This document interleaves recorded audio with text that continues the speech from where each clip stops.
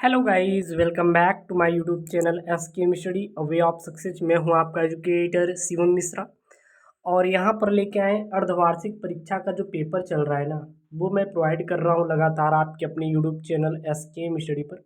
मैं कोशिश करूंगा कि जितने भी पेपर आपके यूपी बोर्ड में हो रहे हैं सभी जिले के मैं प्रोवाइड करता जा रहा हूँ। और आपका भी पेपर नहीं हुआ है तो यार देख लीजिए, अगर हो गया है तो आप हमारे Telegram channel S K study या फिर जो नंबर है हमारा 95 69 08 पंचानवे 95 69 08 54 27 पर आप हमें भेज दीजिएगा पीडीएफ, ताकि बच्चों की हेल्प हो जाए। ठीक है ना। और ये आपके ज़िले के अनुसार, जो ज़िले के अनुसार पेपर आ रहा है वही मैं यहाँ पे अर्धवार्षिक पेपर में दे रहा हूँ।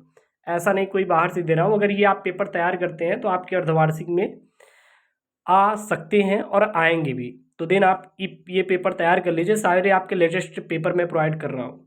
यहाँ पे आप देख सकते हैं, यहाँ पे आपका रोल नंबर, यहाँ पे नाम था और ये आपका रसायन विज्ञान का है। 70 नंबर का आपका पूर्णांक था। समय 3 घंटे का आपको टाइम मिला था। सबसे पहले आपका बहुविकल्पी था। देखिए यहाँ पे है, हेलो फॉर्म किसके ट्राई हैलोजन व्युत्पन्न है। यानी कि जो हेलो फॉर्म है ये किसके ट्राई हैलोजन व्युत्पन्न है, मेथेन के, एथेन के, प्रोपेन के या फिर बेंजीन के।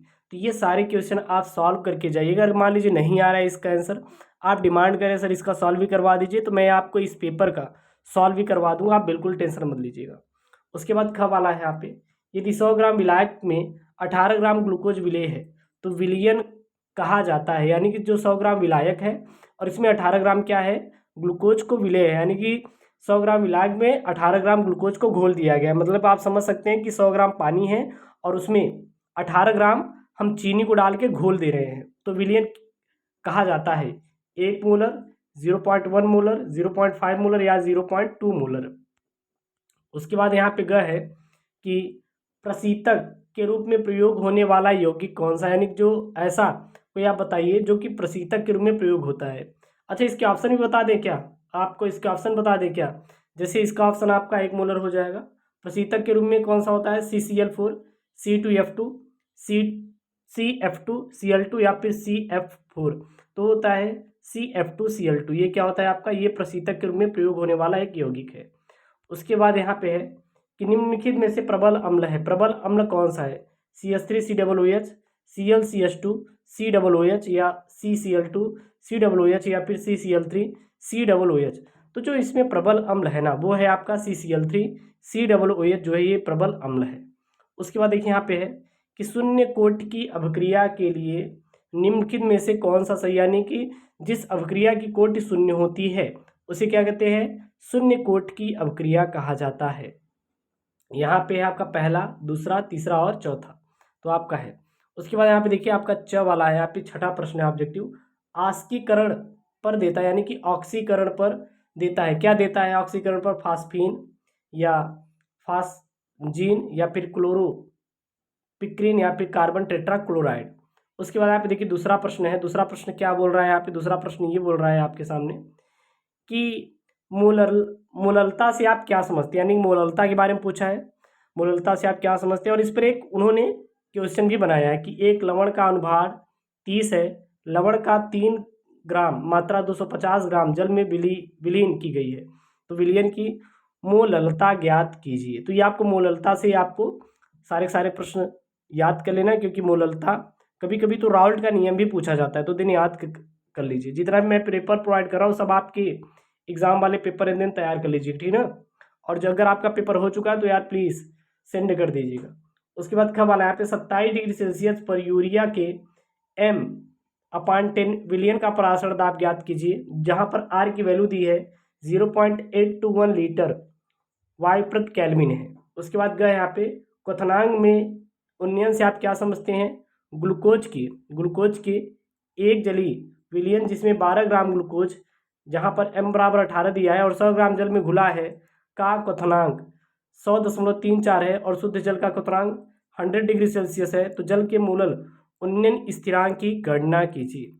उसके बाद यहाँ पे देखिए तीसरा आपका है वैद्युत रसायन से प्रश्न है। क्या पे दिया है, गैल्वेनी सेल का सचित्र वर्णन कीजिए, निम्न अभिक्रिया वाले सेल का विद्युत वाहक बल ज्ञात कीजिए। यहाँ पे आपका एक सेल दिया है, इसका आपको विद्युत वाहक बल ज्ञात करना है, यहाँ पे देख सकते हैं।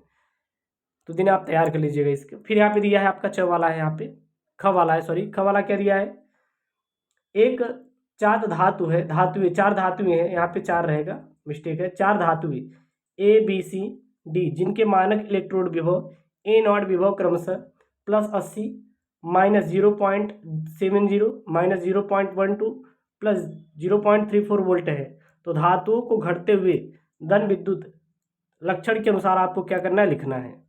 उसके बाद यहाँ पे आपका आया है कि अनंत तन्यता पर एवं के समतुल्य चालकत्व 38.5 109.8 एवं 785 इकाई है।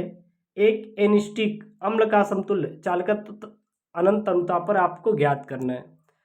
उसके बाद यहाँ पे चौथा प्रश्न आया, देखिए चौथा प्रश्न क्या बोल रहा है। चौथा प्रश्न ये बोल रहा है, चौथा का प्रथम कोटि की अभिक्रिया से आप क्या समझते हैं, इसके वेग स्थिरांक का सूत्र, यानी प्रथम कोटि की अभिक्रिया क्या होती है, प्रथम कोटि की अभिक्रिया किसे कहते हैं। आपको यहाँ पर इस पर टिप्पणी करना है, लिखना है इसके बारे में, और इसके वेग स्थिरांक का सूत्र आपको ज्ञात करना है। इसके पहले आपका शून्य कोटि की अभिक्रिया में आया था कि शून्य कोटि की अभिक्रिया निम्नलिखित में से किसी में होगी, शून्य कोटि की परिभाषा और शून्य कोटि की आप कैसे ज्ञात कर सकते हैं। अगर ये चीज़ आपको याद है तो आप बता सकते हैं कि कौन सा शून्य कोटि की अभिक्रिया है, कौन सी प्रथम कोटि की अभिक्रिया है, जिसकी अर्कता 1 होती है, यानी जिस अभिक्रिया कोट 1 होती है उसे प्रथम कोटि की अभिक्रिया, जिसकी 0 होती है उसे हम लोग शून्य कोटि की अभिक्रिया कहते हैं। इस प्रकार से भी दर्शाते हैं।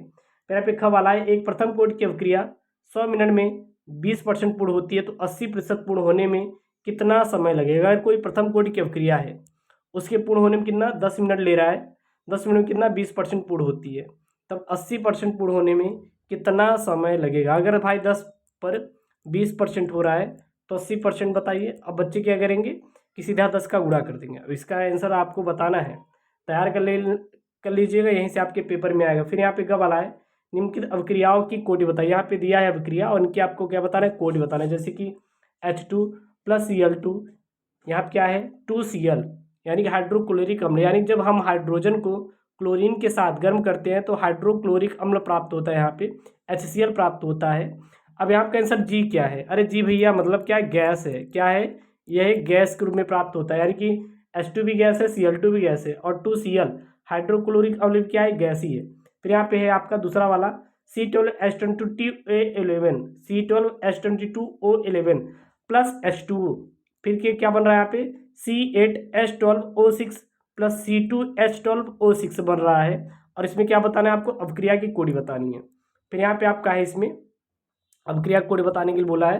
तीसरा में भी CH3COO C2H5 + H2O, ठीक है ना। जब इसमें से हाइड्रोजन निकल रहा है तो यहाँ पे CH3COOH + C2H5OH बन रहा है, तो इसमें आपको अभिक्रिया कोड बताना है। फिर यहाँ पे है 2NO2 के बाद क्या बन रहा है, यहाँ पे 2NO + O2 मिल रहा है, इसमें भी आपको अभिक्रिया की कोड की गणना करना है। फिर इसमें आपको संक्षिप्त टिप्पणी करना है, जैसे निम्नलिखित अभिक्रियाओं में, जैसे आपका रायमंड टीमन अभिक्रिया हो गया, एल्डोल संघनन अभिक्रिया हो गया और कैनिजारो अभिक्रिया हो गया। तो ये तीनों अभिक्रियाएं बहुत इंपॉर्टेंट है, बोर्ड में भी आता है और अर्धवार्षिक में भी आया हुआ है। फिर यहाँ पे छठा का है, निम्नलिखित में से कैसे आप प्राप्त करेंगे, रासायनिक समीकरण देना है। पिक्रिक अम्ल को, बेंजीन को, यहाँ पे बेंजीन लिखा रहेगा, क्लोरोबेंजीन को और टालुइन को कैसे आप प्राप्त करेंगे। उसके बाद सातवां का है, यहाँ पे क्या है, उपसंयोजन यौगिक का द्विलवण में अंतर स्पष्ट कीजिए।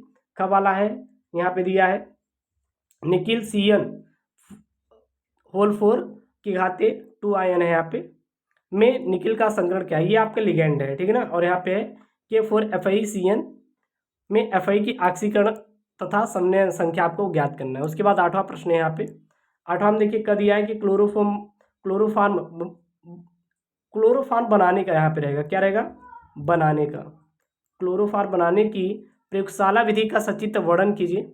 और वुटर्ज, यहाँ पे क्या रहेगा, वुटर्ज फिटिंग अभिक्रिया लिखिए, और एल्कोहल या एल्कोहलों के परीक्षण के ल्यूकास परीक्षण आपको लिखिए। तो आप देख सकते हैं आपके अर्धवार्षिक परीक्षा का पेपर है, जो कि आप जाइए आराम से छापिए यार, इससे बाहर आपके पेपर आने वाला नहीं है और यही आएगा। तो दिन आप तैयार कर लीजिए, और हर एक में पेपर कोड प्रोवाइड कर दे रहा हूँ, आप टेंशन मत लेना, तैयार करके चले जाना, ठीक है ना। तो मिलते हैं नेक्स्ट वीडियो में। और हाँ, चैनल को सब्सक्राइब कर लीजिए, क्योंकि बोर्ड एग्जाम की तैयारी बहुत ही बेहतरीन तैयारी स्कीम स्टडी करा रहा है। ओके दोस्तों, थैंक यू, जय हिंद।